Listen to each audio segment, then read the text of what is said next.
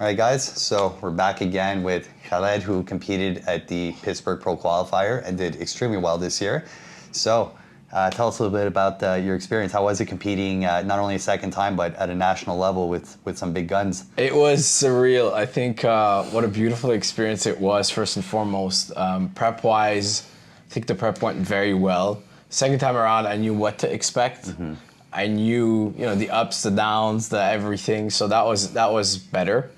The show itself was incredibly well run, very well organized. I think we were able to grow a lot more compared to the first one, and I think that's why we did extremely well that time. So no, it was a great experience. Yeah, and what would you say was like the biggest difference between your first show and your second show? Like apart from like having run through it a second time and kind of knowing what to expect. What do you think, helped you kind of dial in, better conditioning, bigger size? Like, was it like a shift in mindset? What was going through your head? I think it was, I knew what to expect. I knew what I needed to do. So I did that very, very well the second time around. I was a lot more prepared in terms of meal prepping and everything. So that was even easier on that end. I think the other thing too is I didn't let loose after the second show, which helped. I think it helped a lot. It's not like I gained a ton of weight that I then had to lose and then start building all over again. I didn't quit the gym. I didn't leave for 3 months. It was really, I had my fun and, no doubt. And I'm sure everybody that's going to see this that knows me is going to know. I had my fun, but I went back to business fairly quickly and it was great. It was fun. Yeah, and this is usually what creates like the best off seasons, right? It's like, we have the will and the want to like cheat for like 3 weeks endlessly. Yeah. But truthfully, after like 2 or 3 days, you're kind of like over it, and you kind of just miss the routine. Yeah, get right back to it, and then you just like more driven to kind of just like continue to stack on the building blocks. Yeah, I think after the first 3 days, I was like, all right, this is great, because the first 3 days you have everything that you wanted during prep, right? Yeah. And then after that, you're like, it's not that great after all, No. And you start trying to.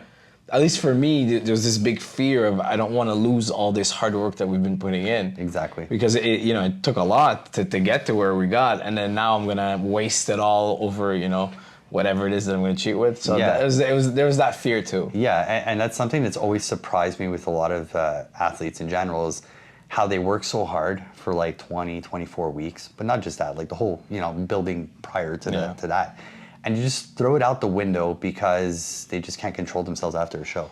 They just binge endlessly, and it's like the food's not going anywhere. Yeah. So like, why do you feel the need to completely destroy a year's worth of work in 2 weeks because of, being restricted for a little while? Yeah, it was. I think that's probably the biggest challenge, right? Is that you get that mindset where you're like, I may never have this again. Yeah.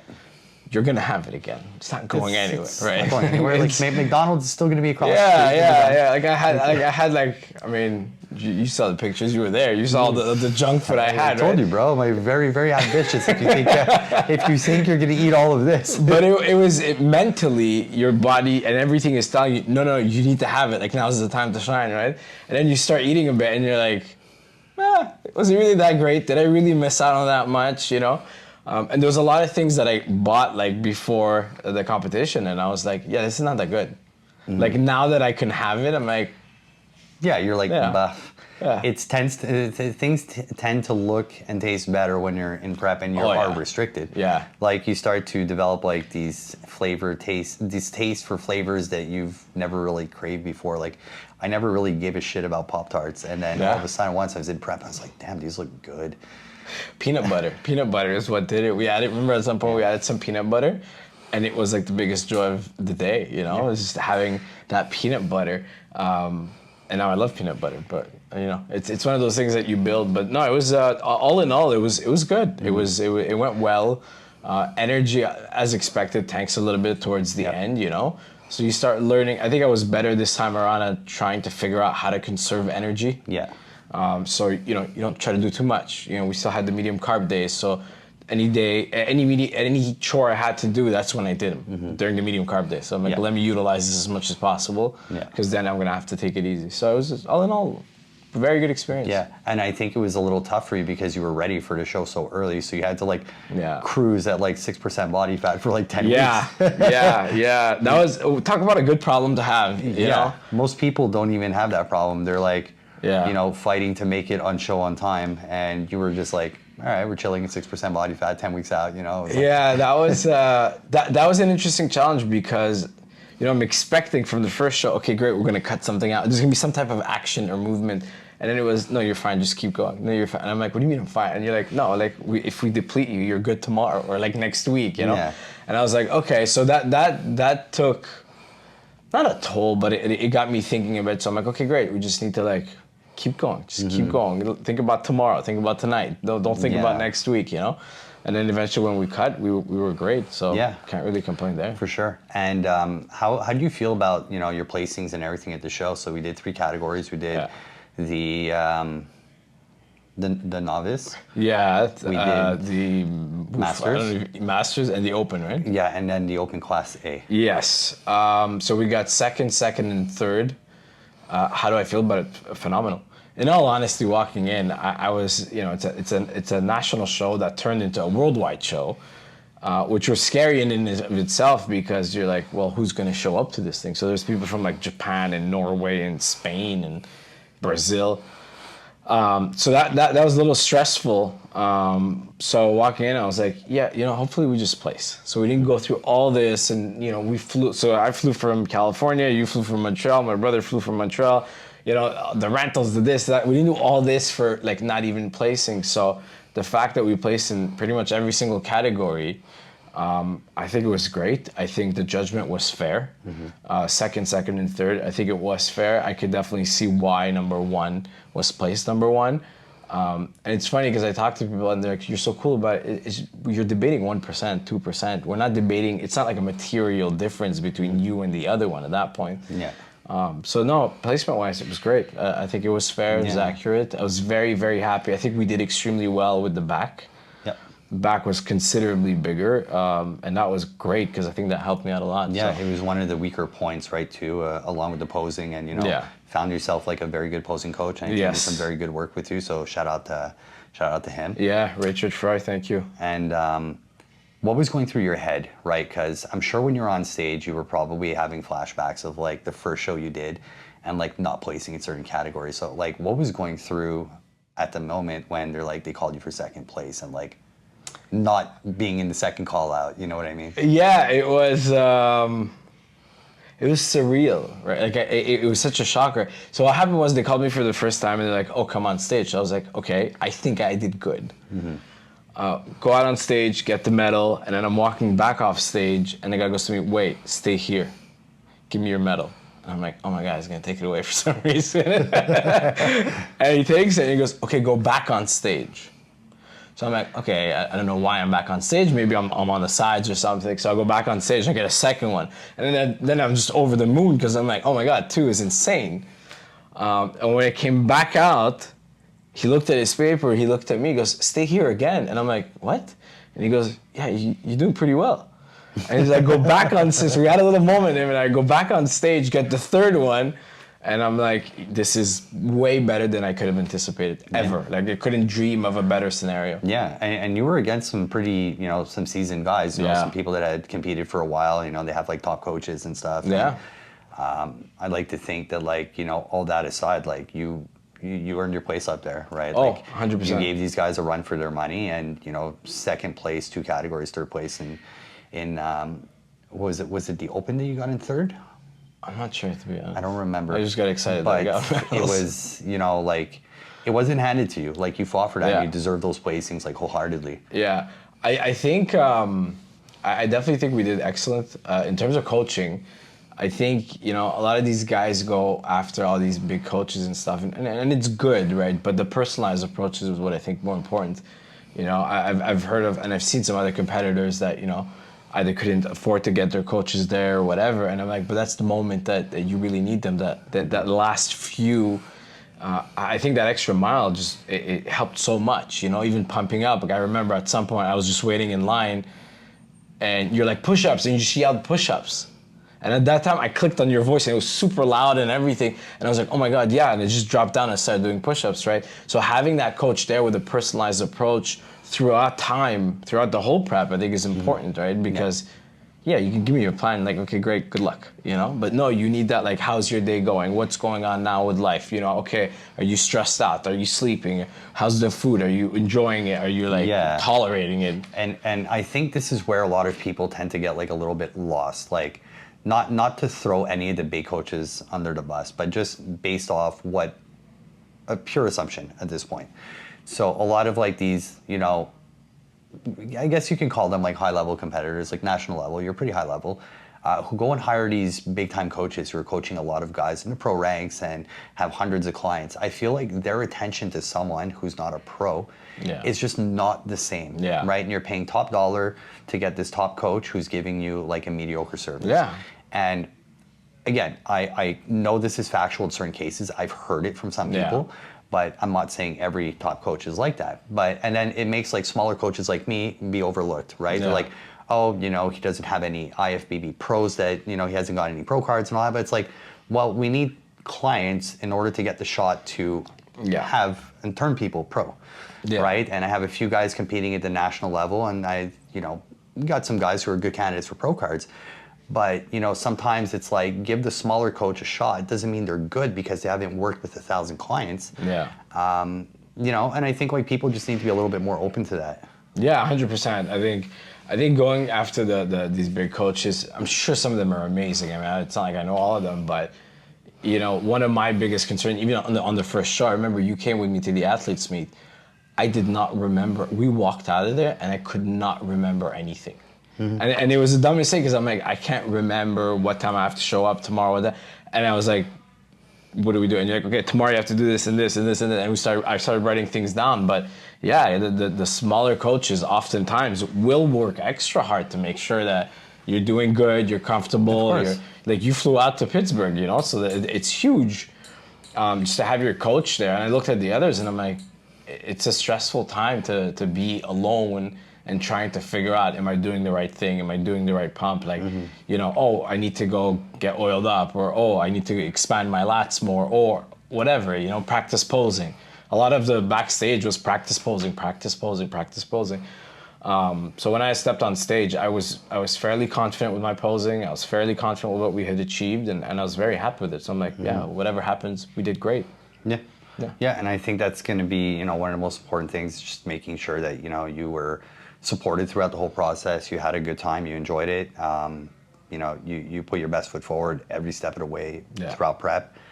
And you just had, it really comes down to that support. Yeah, right? I think the support is the most important thing. Yeah, and timely too. You know, like a lot of times I would text you and I'd get responses like very quickly. And to me, that's a big thing because I understand you have other clients too, but to me, I'm sitting there going, I don't know, like I'm at a standstill now. What do I do now?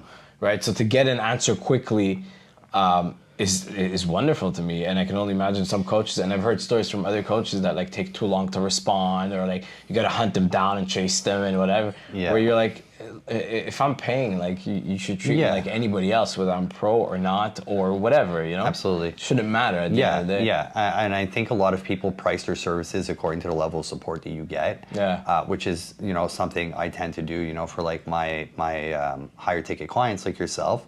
It's, you pay for that level of support. For the lower tickets, like, if they're asking me a question that's not entirely pressing and I don't have that, you know, moment to spare to answer them, I'll respond to them when I can.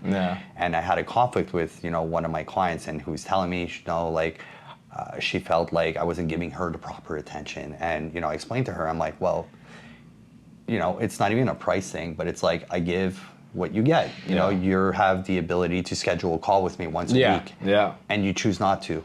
So for me, it shows that you're not really giving incentive in, you know, on the coaching aspect of things as an athlete. And it's like, what's the point I was trying to get out of this? It's like you want more out of your coach, but you're not willing to put in the work as an athlete. And like the whole coaching, it really not just boiled down to you submitting a check-in and me responding to it. There's a whole other basket that comes along with this. And if people aren't taking advantage of this, well, I mean, Yeah. What do you expect? Yeah. Right? Not But much you can do. in terms of the response rate, I think especially when someone's in prep, like they should be high priority. Yeah. Like I do try to keep all of my clients on the same lines, but I will give more immediate attention to someone who's in prep because for sure. you know that there's more stressors kind of Yeah. in the equation at that point. Yeah, and prep makes you like overthink a lot of things too. Yep. Well, you're tired. You're hungry. It wasn't even the hunger. Honestly, I never really got hungry. It's just I had a lack of energy, and it makes you think so much. Like, oh my God, am I doing this right? Am I doing? So it was a lot of reassurance. For me, it was a lot of reassurance. Am I doing this right? Like I stare at myself in the mirror every day. So I'm like, I mean, is it good? Is it not? I have no idea. You talk to people like, you look amazing. Yeah, great, but you're not the judge that's gonna judge me when I'm on stage. So I appreciate it, and I think it's great, but you get so hyper paranoid. And I was telling people, I'm like, unless Jesse's gonna tell me you look ready, then I'm not ready. Mm-hmm. And I need to keep pushing, and you gotta go harder, and everything in you tells you just stop and go sleep, right? Because you're exhausted. But yeah, no, it was a great experience. How was I as an athlete? Well, you already know. I can't ask anymore. Like your check-ins are done on time. You book calls when it's necessary. You ask questions. You're very present in the whole coaching thing, which for me are key factors, right? Like, and I have some clients that do the same. But for me, a lot of it goes. I always encourage people to book the fucking calls. Yeah. Right, because it's more interaction in real time. So if there's questions that need to be addressed, there's no delay of time between someone sending a message, you responding, going back and forward. I think the calls are extremely important. You can get a feel for the person's temperament. How are they feeling? How are they looking? There's a lot of visual cues that kind of go along with that. So for me, I'm more of a visual person. So like, I always encourage people to book in the calls. I find it's a lot more of a personable approach. So the fact that like we weren't skimping on any of this, I think as an athlete, I could not have asked for more. Like you crush it in the gym, you get your cardio done, you eat all your meals, you don't cheat on your meal plan, you don't skip meals, your sleep is good. Everything, every box that needs to be checked off has been checked off. So there's not much more I can ask you as a client. And I'm sure you can pretty much almost say the same for me as a coach, right? 100%. I know there are some areas that I can improve on. Like I know that, but I think overall the dynamic that we both had, it works. It worked and it worked very well. Yeah, I mean, we competed the first time together, it worked well. And that's why going into this the second time, I was like, we have to do it together. It wasn't even an option. I don't think I gave you an option either. No. So yeah, I think my only thing is you have to come to the show and all right, let's do this. And that was it. So, it was great for me. It was a great experience, despite all the ups and downs and all that stuff. But what kind of advice would you give to someone that's thinking about hiring a coach and competing, or maybe just hiring a coach? Should they hire a coach just for, weight loss too? Because I mean, I'm not competing now, but I think having a coach, to me at least, gets me very grounded. Absolutely. It's all organized for me. I have a meal prep. I have this. Everything is like set up for me to succeed. And I just had a call with a prospect yesterday, and this was one of the main points. He's like, what makes you different from another coach? And I answered him truthfully. I'm like, truthfully, not much. I'm like, a lot of us coaches who have the knowledge base, we provide the same thing as everyone else. We provide the nutrition plan, training plan, supplement plan. Most of us, or some of us who have the knowledge, we review blood work, we go through pretty much the A to Z. We all provide the same things. I'm like, what differentiates us is our approach to certain things and how personable you are with the person, right? So I think when it comes to working with a coach, you want to work with someone who, you have good communication with, you have a good relationship, because I don't want to say it's an intimate relationship, but it kind of is, right? Yeah, it really to a certain degree, it kind of is. Yeah. So you want to develop this relationship with someone who you have a good vibe with, right? It's, there's some coaches where I have conversations with them, and I'm like, like this is not someone I would ever consider hiring. I can't even have a conversation about a regular topic. Imagine paying this person for a service when I feel this way is just, meaningless banter. Yeah. So I think, how you feel in that relationship you can develop with that person is probably the most important thing, right? You want to have a coach who you feel comfortable communicating with, and there's a level of kind of friendship that kind of gets established in 100%. that. There's the business side of it, and then there's also the friendship side of it. And I get it, sometimes it's very hard to not mix the two, but I think ultimately when it comes time to hiring a coach, yes, you want to get someone who's got the experience, they have, the receipts to back up their work, but ultimately, someone that you can, you feel comfortable working with, and not just chasing a big coach because they're a big name or they have 1,000 followers on Instagram. Yeah, I think for me, what I like the most is the less thinking I have to do, the better.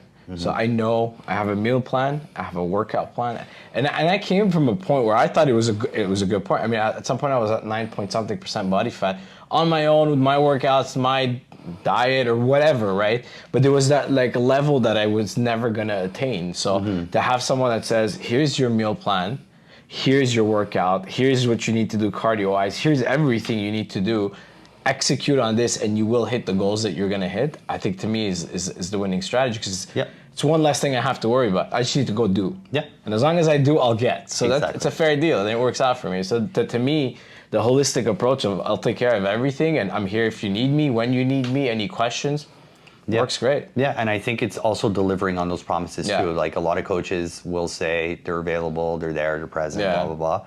And realistically, when you need them, they're not really there, right? What's your take on the, I've seen a few ads on Instagram, will get you shredded in 60 days. That's bullshit. What's your take on that? It's bullshit. And you can't, but And it's funny because I was talking to the person who's doing the marketing with me, and we were talking about exactly that. Like those are called offers, right? So it's like you try to make someone, you try to show someone the end result, and the end result is work with me and I'll get you ripped in 60 days. Now anybody can make a claim like that. Of course. But it's almost impossible to back it up. 100%. Right? Yeah. I can't get ripped in 90 days and I can take all the drugs in the world, do all the cardio, do everything. It's not, if someone's 20% body fat, okay, and they're opting into this program to get ripped in 60 days, how realistic is that? It's not. And that's why I've never put out those types of statements, because I don't believe in them and I don't think it's true. And I get it. Yes, you can get great results in 60 days,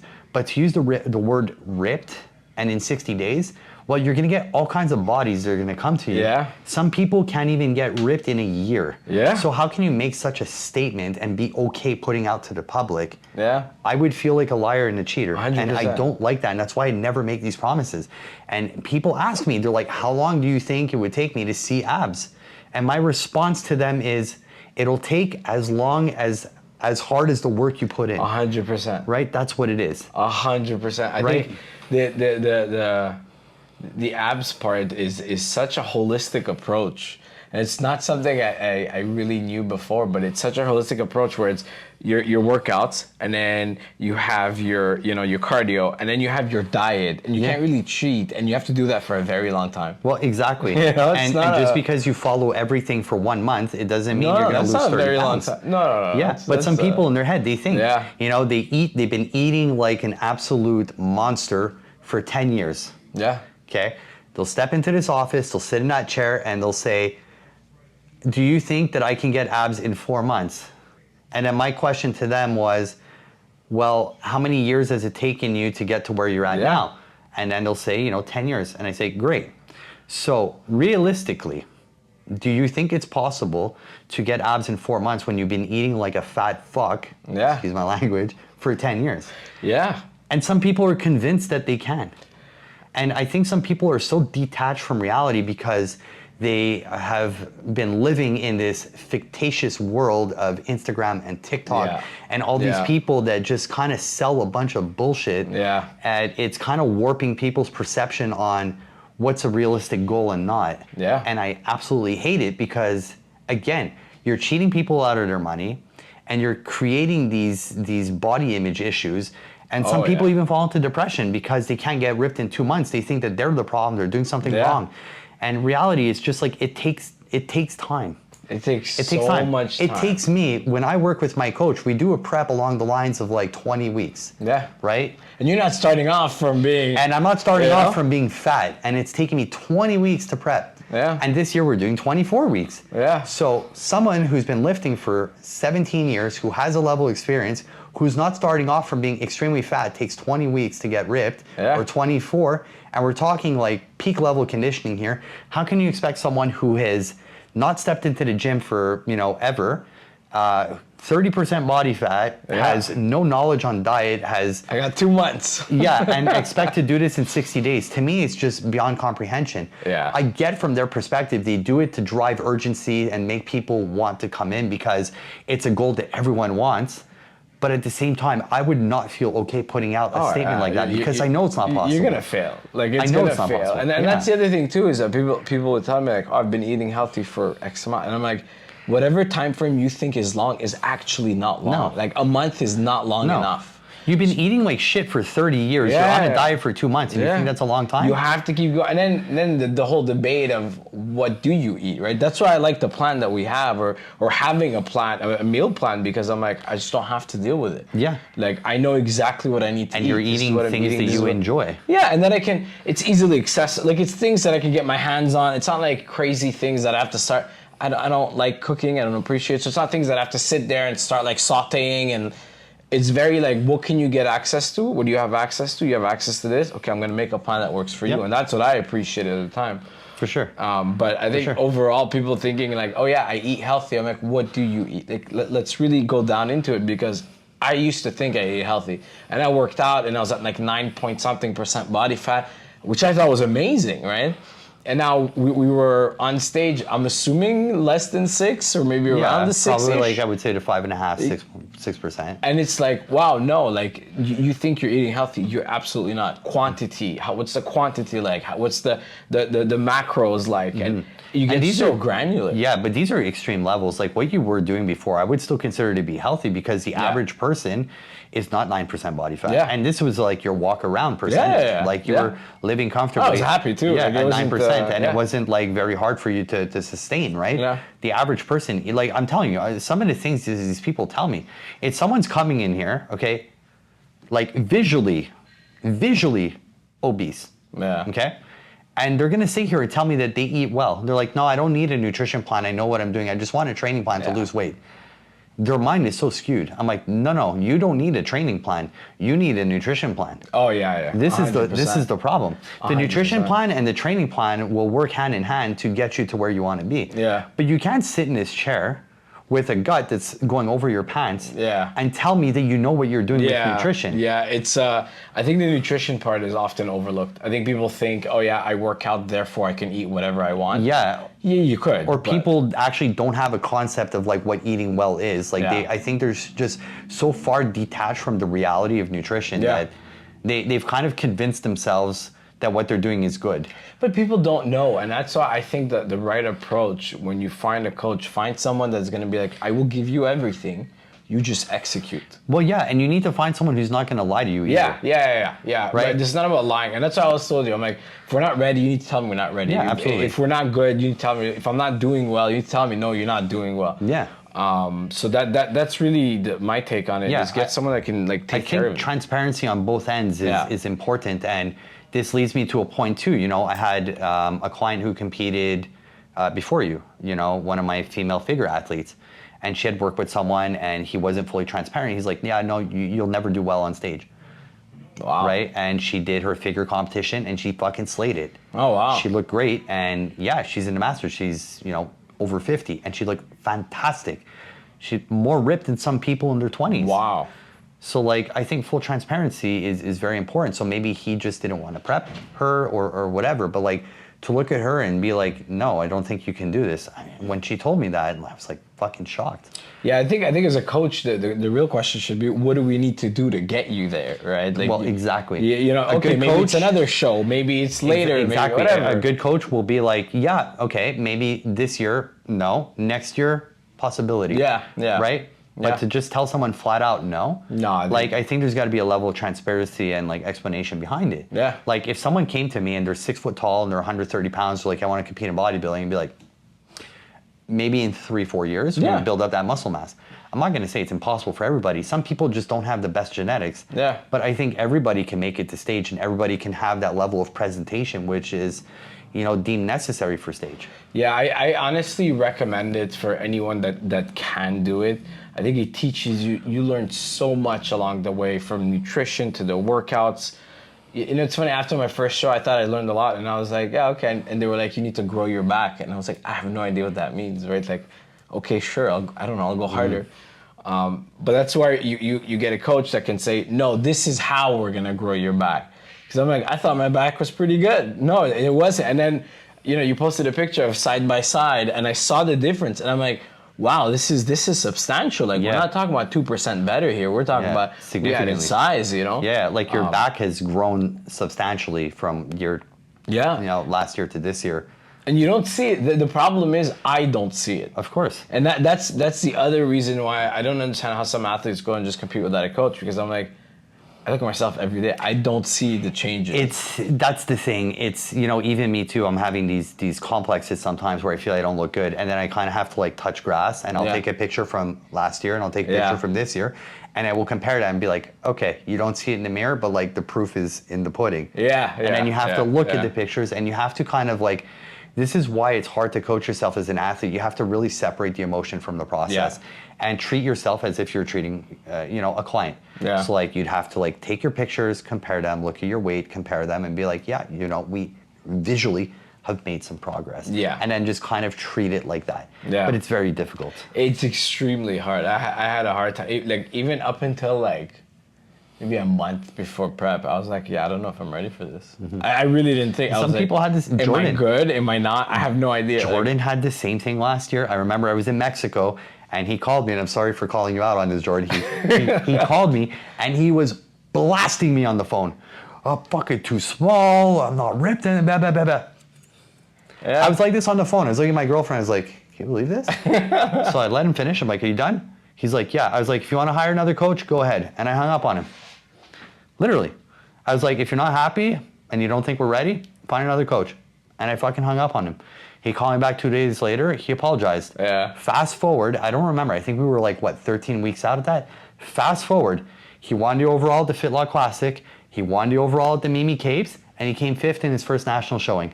It messes with your mind so much, This is where you have to trust your coach, and you have to separate your own emotion from it. You have to just be like, because you're gonna look at yourself in the mirror, you're gonna think you're small, and you're gonna go down this rabbit hole of like, I look like crap, I feel like whatever. Just detach the emotion, listen to your coach, and if you have a truly honest coach, he'll tell you, you're not ready, or you're ready. And you just have to listen to what they're telling you and just execute on that. Yeah, absolutely. And that's what I told him. I was like, Jordan, get out of your head. You're good. I think during prep, your head your mind was my biggest enemy. Your mind wanders. So you need people to kind of ground you. Like for me, it's my fiance. She's like, you look great, and I'm like, okay. I want to believe you, and I will try my best to believe you. But we're good. It's challenging, huh? But it was still good. Tough. You're your own worst enemy. Oh yeah, 100%. No, it was good. All in all, it was a good experience. It was great. I think we had fun with it too. Or as much fun as possible. I mean. So what would be, like let's say some leaving remarks.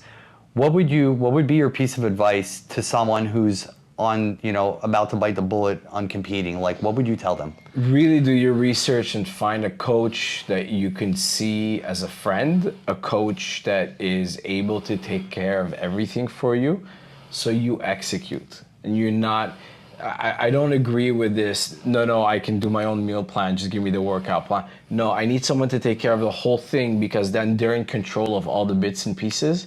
And I just get to execute. So find a coach that you appreciate, that you can talk to, that you can deal with on a regular basis, someone that knows what they're doing.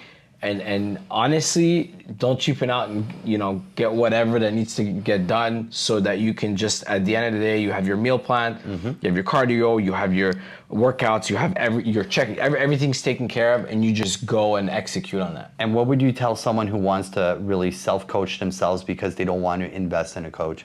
Because I've seen it all over Instagram. I see a lot of people who self-coach themselves to stage, and no disrespect to them at all. Like, I know you probably worked hard and everything. They look like crap. They don't look very good on stage. A good luck is a really good luck, and maybe, you know what? I'm sure there's somebody out there that's great, but that's the 1%. The odds of you doing it on your own, I just don't think it's realistic. Like I think back of when I was in prep, there's no way that I would have sat there and looked at my pictures and analyzed, okay, how am I doing? What did I look before? What do I need to do meal plan wise in my macro? There was just none of that. I didn't have the capacity for that. I prep a lot of guys, and I prep them well, and they do well. I have a very good track record of athletes who place top 3 in a lot of shows. I think last year I had 2 athletes who didn't place in the top, whatever, in the top 3. And I had told them, I'm like, you're probably not going to place, but it's not even about placing for you. It's about where you were to where you are. Yeah. They were very well aware that they weren't going to place, they weren't going to win. Yeah. And I have a coach. Yeah. Right? Yeah. So like, I think it's very important to get a coach, at least for your first show. Because a lot of guys look at themselves and they're like, yeah, I look good. I think I have a shot. And they'll go to a show where there's 3 people in their category. One guy's fat, one guy has no idea what he's doing, and they place 3rd, and they have this whole inflated ego thinking that they look great. When realistically, if they were actually into a show with decent competition, the judges wouldn't even look at them. Oh yeah, and we've seen it in Pittsburgh. I mean, you end up getting demolished because like that one guy. But like, he was a little bit off. Yeah. But like, some people, I think, really should just, at least for your first show, hire a coach so you actually understand what level you need to be at to compete and be competitive in the shows. And I think after your first show and after you've hired a coach, I don't think you're going to be like, second show, I don't need a coach. I think you'll be like, no, I think I need a coach the second show too. Because then I have to do all these things. When you're really in the trenches working with someone and you know what it takes, after someone telling you what and the level of effort that goes into it, you will never want to prep without a coach again. Oh, 100%. 100%. It just, I would not have the mind capacity to do all these things. I mean, it's too much. And it's nice to have someone that's a sounding board, and it's nice to have someone, that's also been going through prep and doing stuff and understands the struggles, and hey, I'm feeling really exhausted today, and you're like, no, I know it's because of this, and that. So it's nice to have that versus just like, why am I feeling like this? Should I be cut? Like a crazy example, should I cut carbs now or later? I have no idea. I have no clue. And lucky me, I just get up and I look and I'm like, oh, this is what we're doing today. Okay, great, But like, when do you cut carbs? Why now? Why later? Like, one of the things you did was we were experimenting with my carb up day. I'd competed once before. It would have never crossed my mind to do that. Yeah. Like, what are we actually looking for? All these little things of like, no, we're going to try doing it Wednesday and we're trying to do it Thursday and we'll see what happens Friday. Oh, no, Friday's too close. Yeah. Maybe. Because we went into this show, so the carb up, for example, like one thing that I was looking at and being very meticulous with it, because we aren't using any, black market diuretics. One thing that I looked at, which was information I took from the first show, was how much water you held after the carb up. Right? So like, we carbed you up very early in the week and we kind of tapered it down because your body takes a few days to get rid of the water. Yeah. Some people, like Naro, for example, I carbed his ass up right up into the show because he does not hold water. Yeah. And this is something that I look at meticulously for every athlete, and why it's important for me to have my athletes in condition, a few weeks out before the show, so you can test these variables, because a good peak week and a good carb up can be the difference between someone looking flat or full on stage. Yeah. And this can be the difference between second place or second call out. Yeah, but that's the thing. It's knowing all these. It would have never crossed my mind. I would have never done it. I mean, and it's also not like, it's not something I would have thought of. So somebody that's coaching themselves, would they really know to test these things out? A good coach will. A good coach will, for sure. He'll be like, no, we need to. But somebody that just, I passed my first one and I placed, or maybe I didn't and I think I could do better. You won't know all these little ins and outs and like, hey, maybe you should test this out. Yep. Maybe if you move it by a day, it's going to make a big difference. So no, I don't suggest anyone competes without a coach. I think having a coach even after competing is good. Yep. That's where you make all your gains. That's where you make all your gains. Yeah. I really don't advise people to hire a coach just for the cut. They have no idea what you've done for 3/4 of the year. So to me, it makes no sense to hire someone for 12 weeks where they're gonna shake everything that you've done. Yeah. It's like, I get it. People want to do it because they want to save money and they think they've done a lot of good work in the off season. When truthfully, coaching is almost like, especially if you're a competitor, it's a year-round thing. Yeah. Right? It's a year-round thing. I don't fire my coach in the off season and hire him at 20 weeks out. Agreed. I've been working with my coach consistently. We're going on 3 years now, I think. And we're going on year 2. Yeah. Right? We're wrapping up year 2, and it is what it is. Like, your coach learns your body, and these are things that, happen over a year, and the body changes from year to year, from show to show. Oh yeah. Absolutely. So it's like, to me, why would you get rid of your coach to save a few bucks and to look mediocre on stage because you only hired him for like a portion of what matters. I get it. People are very tight with their money, but if you want to be active in the sport and you want to go far, find a coach and commit to it for the time that you're actively competing, year to year, all year, or don't be in the sport. 100%. You know what I mean? 100%. Don't be in the sport with the ambition of going far if you're just going to rotate your coach in and out when it's convenient for you. Yeah, absolutely. Awesome. All right. So, with that being said, always a pleasure. Always a pleasure. New goals ahead, and we're going to smash them like we smash every other goal. Absolutely. We'll have fun now.